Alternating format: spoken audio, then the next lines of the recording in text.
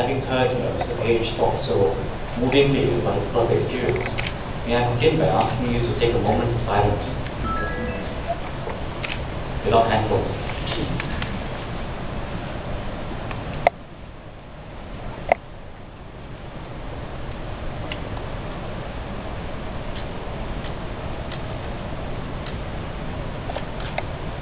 Thank you.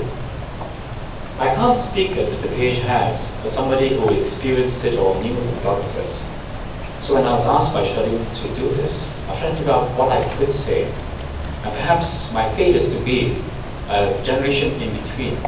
I was not old enough, and perhaps I would not have been the character to go up to the war, either as a witness or participant. But I would say I'm not like what Shirley said about her colleagues, the young Singaporeans who were the fish, who were basically happily ignorant of these great events in our region, so near us. I belong to the generation that literally grew up in the shadow of this war. In Singapore, from the 60s to the middle 70s, we could hear the rumbles, thunder from a distance, and we were concerned always about what had happened there and would come down potentially to us here. It is hard to imagine today. By 1970s, when the end of the war was coming, Singapore had not even gone through its first sort of industrial takeoff. The city that we knew then seemed much more fragile, the economy much poorer, and our place in the world less assured. And so, whether you were a child of the 60s as I was, or 70s, really, I think that a lot of us feared events happening in Vietnam. Even we did not know the different wars, the details of what's happening. There was this sense that something from outside would come to engulf Singapore. That did not happen. But other things did. In the time that we have come to know the events in Vietnam and other parts of Indochina, I think what has happened is a considerable distance. I do not know what time was when most of us first visited either Vietnam or Cambodia. I went in the first times in the middle 90s, when in a way the economy was still opening, tourism was still opening, and our region, Singapore and ASEAN, were trying to bring in these countries as new members. And this effort to bring in these countries was not only a political and economic signifier, but in a way a real geopolitical one, a cultural one, where we tried to say the end of the war, the end of the Cold War, the schism that had been created across the map here in Southeast Asia. These had to be bridged, and we had to reach out to these new countries in a new way. And if we run past that period of the early 90s, and we look at what has happened since, these images are not just of a different country, but really of a different time, of such considerable change that has happened in those countries, not so far away. We think today much more of the images of growth, of industrial parks that Singapore can partner with Vietnam, or deals, casinos that can be built in Cambodia legally or illegally, and of opportunities to tap into these markets. And so in a recent trip to Saigon, for example, I was quite astonished to see a bright green Lamborghini, a Mercedes maybe, but a Lamborghini on the streets of Saigon. This really challenged us to remember what it was like in less than a lifetime. And literally some of the things that people have given their lives for. Mr. Page has already spoken about the power of media. The dominant images of Vietnam are still with us in the sense of tragedy, of loss. There are still a lot of political controversies about how we interpret the times.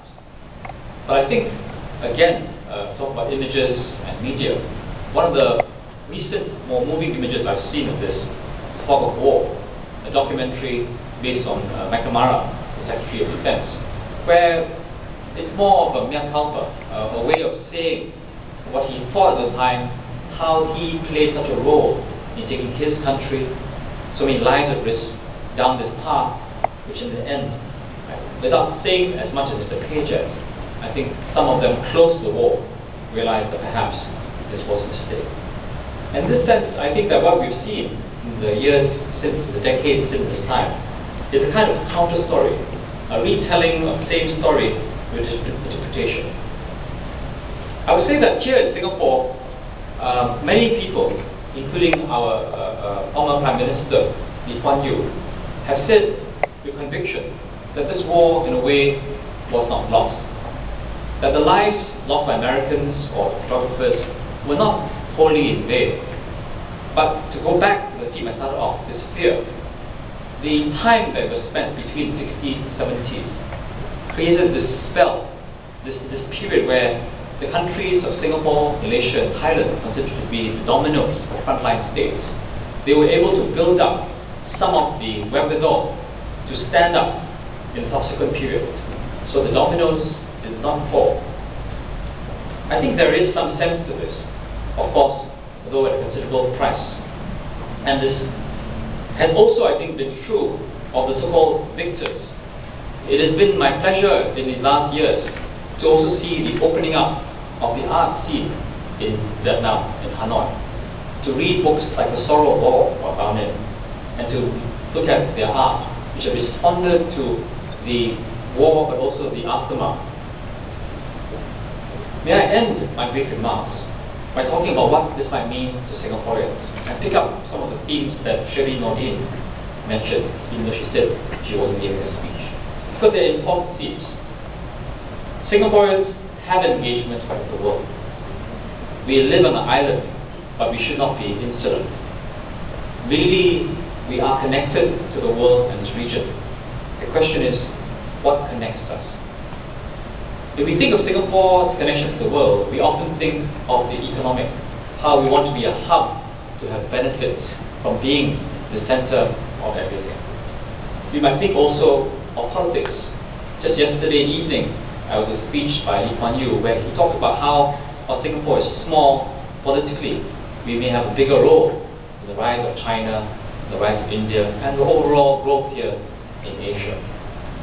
But beyond the economics and the politics, I think there are other dimensions, of which ethical dimensions, even idealistic ones, of courage, must be Singaporeans' response.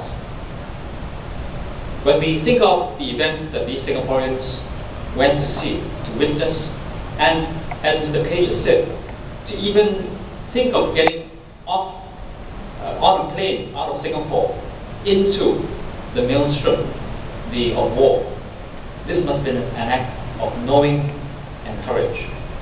I think this is the kind of ethical dimension that we constantly need to see in the new generation of Singapore, just as we have seen in this exhibition and the stories that come up in the past generation.